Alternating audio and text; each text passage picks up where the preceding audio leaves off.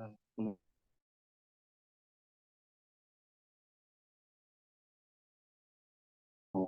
itu, saya akan mempresentasikan tugas saya ini yaitu aktivitas penggunaan media sosial Twitter dalam membangun hubungan komunikasi interpersonal.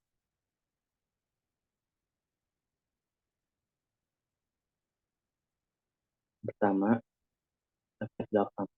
Komunikasi merupakan aspek terpenting dan kompleks bagi kehidupan manusia. Pada hakikatnya, kebutuhan manusia lain untuk mempertahankan hidup bukan hanya menjaga kebutuhan fisik, tapi juga kebutuhan untuk saling berinterak. Menurut Wittgenstein, tahun 2008, manusia yang sangat terpengaruh oleh komunikasi yang dilakukannya dengan manusia lain, baik yang dikenal maupun tidak dikenal. Komunikasi dibagi menjadi dua, yaitu komunikasi verbal dan non-verbal. Komunikasi verbal terbagi menjadi dua, yaitu komunikasi langsung dan tidak langsung. Kedua komunikasi sama-sama membutuhkan media agar pesan dan ditransformasikan bisa tersampaikan dengan sempurna. Pada komunikasi langsung, komunikator dan komunikan saling bertatap muka, sehingga respon tidak tertunda. Perkembangan teknologi saat ini telah mempermudah aktivitas untuk berinteraksi. Pengiriman maupun pesan dan informasi tersebut ini bisa dilakukan dengan menggunakan beragam media, yaitu audiovisual, serta digital, koran, radio, televisi, bahkan komputer dan telepon genggam sebagai media jaringan internet. Ini telah mudah tidak. Sejak awal tahun 2000-an, teknologi informasi telah berkembang pesat hingga akhirnya disebut sebagai New Wave Technology. New Wave Technology adalah teknologi yang memungkinkan konektivitas antara individu dan kelompok. Salah satu media yang disebut New Wave Technology ini adalah internet. Perkembangan teknologi dari sistem informasi saat ini telah membawa banyak perubahan di berbagai bidang kehidupan, seperti bidang politik, ekonomi, sosial, dan budaya. Dengan adanya internet, semua kebutuhan manusia dapat terpenuhi dengan lebih cepat dan mudah. Menurut We Are Social tahun 2020, pengguna internet di dunia pada Januari 2020 sebanyak 4,54 miliar jiwa. Jumlah tersebut telah lebih dari setengah populasi dunia, yaitu 7,75 miliar jiwa. Jumlah pengguna internet secara terus-menerus mengalami kenaikan seiring dengan berjalannya waktu.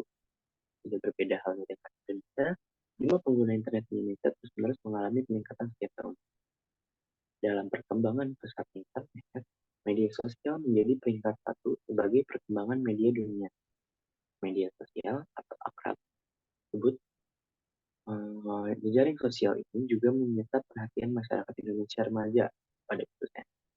Media sosial ini dinilai bisa menjadi wadah bagi karya, ide, tanggapan, opini, bahkan media untuk mengekspresikan keadaan yang terjadi. Hanya dengan membuat akun pribadi, para pengguna bisa menuliskan kemudian mempublikasikannya maupun tanggapannya pada halayak. Inilah yang menjadi daya tarik media sosial. Ketika apa yang ditulis bisa dibaca, dipahami, kemudian mendapatkan komentar dari orang lain. Ada banyak jenis media sosial, Facebook, Twitter, TikTok, Skype, WhatsApp, Line, YouTube, yang banyak digunakan oleh masyarakat. Pada tahun 2008 dikatakan dalam buku marketing 3.0 bahwa pengguna Twitter tumbuh sebesar 1.298%. Di Indonesia, Twitter cepat mengambil perhatian masyarakat, khususnya pada remaja. Kebanyakan isi dalam Twitter adalah hal-hal pribadi di mana seorang berbagi cerita, opini, aktivitasnya pada orang-orang pilih. Twitter hanya memberi ruang 140 karakter bagi penggunanya untuk mengirim pesan. Nah, Twitter di Indonesia semakin mudah mendobrak trending topik. Dengan perkembangan yang pesat, fenomena pengguna sosial media di Indonesia juga banyak yang menyimpan berita-berita di media nasional. Begitu banyak kegiatan-kegiatan yang berawal dari kejadian, sehingga ketika bersopan santun, kini tak ada lagi nilai dalam melakukan komunikasi online dalam media sosial. Baik penipuan, penculikan, saling perang, argumen yang berujung di penjara. Teori-teori komunikasi antar personal.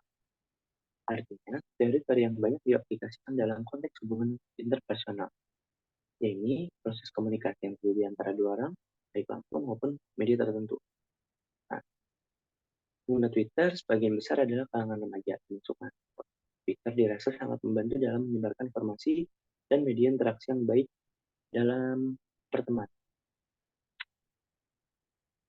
fokus penelitian fokus penelitian ini adalah membahas bagaimana efektivitas penggunaan media sosial pintar dalam membangun komunikasi interpersonal. Dalam hal ini diperuntukkan untuk mahasiswa jurusan Ilmu Komunikasi Universitas Negeri Jakarta angkatan 2020 sebagai pengguna media sosial pintar. Rumusan mereka berdasarkan latar belakang di atas dari postingan tweet pengguna Twitter latar ilmu komunikasi NJ, peneliti menuliskan yaitu bagaimana cara mahasiswa membangun hubungan komunikasi antar personal atau antar pribadi melalui media sosial Twitter orang lain. Bagaimana perkembangan pengguna Twitter dalam membangun hubungan terpersonal. Jadi manfaat peneliti ada dua, yaitu manfaat teoritis, yaitu menambah referensi ilmuwan mengenai media massa, khususnya media baru yang terfokus pada penelitian di Twitter serta penggunaannya di kalangan mahasiswa. Yang kedua, manfaat praktis. Hasil dari penelitian ini diharapkan bisa membangun komunikasi interpersonal dengan teman lama, menjalin kembali hubungan interpersonal dengan teman, dan dapat bersilaturahmi dengan teman tanpa harus bertatap muka langsung. Nah, kajian teori yang pertama, komunikasi interpersonal. Little John dalam buku Deviko tahun 2011 memberikan definisi komunikasi antar pribadi atau interpersonal communication adalah komunikasi antar individu-individu. Komunikasi interpersonal adalah interaksi tatap muka antar dua atau beberapa orang, di mana pengirim dapat menyampaikan pesan secara langsung dan penerima pesan dapat menerima dan menanggapi secara langsung pula. Pendapat senada dikemukakan oleh Deddy Mulyana bahwa komunikasi interpersonal atau komunikasi antar pribadi adalah komunikasi antara orang-orang secara tatap muka yang memungkinkan setiap pesertanya menangkap reaksi orang lain secara baik secara verbal maupun non-verbal. Nah, komunikasi interpersonal adalah komunikasi yang terjadi antara dua orang yang memiliki hubungan yang sangat baik. Orang-orang dalam beberapa cara terhubung komunikasi interpersonal sehingga mencapai apa yang terjadi antara seorang anak dan ayahnya, majikan dan karyawan, dua saudara perempuan, guru dan mahasiswa, dua kekasih, dua teman, dan sebagainya. Kita bisa berpendapat bahwa tidak mungkin untuk memiliki dua orang komunikasi yang tidak interpersonal. Selalu ada beberapa hubungan antara dua orang yang berinteraksi. Bahkan orang asing meminta arahan dari penduduk lingkungan memiliki hubungan diidentifikasi dengan warga setelah pesan pertama dikirim. Interpersonal, hubungan ini maka akan mempengaruhi bagaimana dua individu berinteraksi. Nah, dalam bukunya De Vito dalam penelitian Mars dan Junior tahun 2016 menjelaskan bahwa komunikasi interpersonal didefinisikan sebagai pengiriman pesan-pesan dari seseorang dan diterima oleh orang lain atau sekelompok orang dengan efek dan umpan balik secara langsung. Selanjutnya, bahwa komunikasi interpersonal, individu selain menunjukkan perhatian juga menunjukkan bahwa seberapa jauh perhatian itu diberikan. Semakin besar interaksi interpersonal, ya, menunjukkan semakin besar perhatian seorang pada orang lain yang diajak komunikasi. Sebaliknya, semakin sedikit komunikasi interpersonal terjadi, semakin kecil juga orang yang memperhatikan. Dua, efektivitas. Komunikasi efektif adalah komunikasi yang mampu menghasilkan perubahan sikap atau attitude change pada orang lain yang dapat terlihat dalam proses komunikasi. Tujuan komunikasi efektif adalah memberikan kemudahan dalam memahami pesan yang disampaikan antara komunikator dan komunikan, hingga bahasa yang digunakan oleh komunikator lebih jelas dan lengkap, serta dapat dipahami dengan baik oleh komunikasi. Nah, yang selanjutnya metodologi penelitian. Yang pertama, paradigma penelitian. Paradigma merupakan perencanaan dasar yang menjadi acuan untuk mengamati suatu hal agar dapat dipahami. Menurut Krespa, penelitian ini menggunakan paradigma konstruktivisme Creswell karena penelitian akan melakukan penelitian terhadap konstruksi sosial yang terbentuk. Dalam konstruktivisme sosial, individu-individu berusaha memahami dunia tempat mereka hidup dan bekerja. Mereka mengembangkan makna-makna subjektif dari pengalaman mereka. Makna-makna yang diarahkan pada benda atau objek internet. Pendekatan penelitian. Pendekatan penelitian yang digunakan adalah pendekatan kualitatif. Menurut penelitian kualitatif adalah penelitian yang bermaksud untuk memahami fenomena tentang apa yang dialami oleh subjek penelitian seperti perilaku, persepsi, motivasi, tindakan, dan lain-lain, secara holistik dan cara deskripsi dalam bentuk kata-kata dan bahasa pada suatu konteks khusus yang alamiah dengan memanfaatkan berbagai metode alamiah. Selanjutnya, metode penelitian. Penelitian ini menggunakan pendekatan kualitatif dengan pendekatan fenomenologi. Pendekatan fenomenologi mendeskripsikan pemaknaan umum dari sejumlah individu terhadap berbagai pengalaman hidup mereka terkait dengan konsep atau fenomena. Tujuannya adalah untuk mereduksi pengalaman individu pada fenomena menjadi deskripsi mengenai esensi atau misteri universal. Itu menurut Krebs tahun 2014. Selanjutnya, teknik pengambilan informasi. Pengumpulan data merupakan hal yang penting dalam suatu penelitian.